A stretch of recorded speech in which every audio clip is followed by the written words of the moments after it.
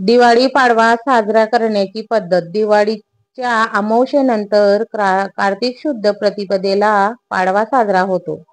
घर स्वच्छ करून रांगोळी काढली जाते. विशेष बळीराजाची आणि त्यांच्या पती पत्नी चित्राची पूजा केली जाते. नवविवाहित दाम्पत्यांसाठी पत्नीचे माहेरी जावे औचित्य असते. व्यापाऱ्यांसाठी नवीन सुरू म्हणजेच वही पूजन देखील केलं जातं. शेतकरी आणि पशुपालकही त्यांच्या गायी बैलांना साफ करून सजवून पंतीने ओवाळले जाते. आणि या गोष्टी खूप लक्षात ठेवण्यासारख्या आहेत. हा सण त्यांच्या आधाराचा, दानाचा आणि नवसुरुवातीचा दिवस आहे. कथा अर्थात दान, भक्ती आणि निष्ठेचा संदेश देते. बळीराजाचे वर्तन हे आदेश आहे, कारण की बळी हा एक राक्षसी वृत्तीचा पुरुष होता, म्हणजेच राजा होता.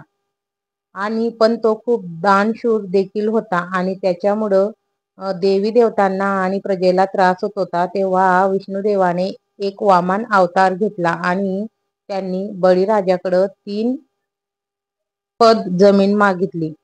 म्हणजेच त्यांना सांगितलं की मला 3 पावलं पुरतील एवढं तू दानमध्ये दे. वामनाने एका पावलात स्वर्ग गाठला आणि दुसऱ्या पावलात पृथ्वी व्यापली. तिसरा पाऊल ठेवण्यासाठी जागा विचारली. तेव्हा बळीराजाने आपलेच मस्तक पुढे करून त्यावर पाऊल ठेवण्यास सांगितले. एवढ्यात त्यांच्या पाताळात धक्का बसला, म्हणजे त्यांना पाताळ लोकांमध्ये त्यांनी पोहोचवलं. पण बळीराजाने एक मागणी केली.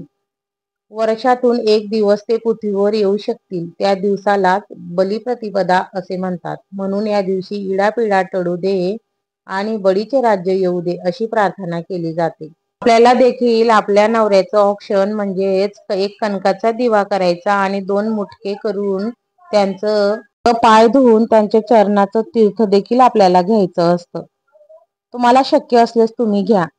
आणि अशा प्रकारे आपण त्यांच्यावरून दिवा उतारून त्यांची पूजा करत असतो. औक्षण झाल्यावर आपण देवाकडं प्रार्थना करतो, म्हणजे एक पत्नी प्रार्थना करते की माझ्या नवऱ्याची सगळी इडापिडा जाऊ दे आणि त्यांच्या सर्व इच्छा पूर्ण होऊ दे. अशा प्रकारे आपण हा सण साजरा करत असतो. व्हिडिओ आवडल्यास लाईक शेअर करायला विसरू नका.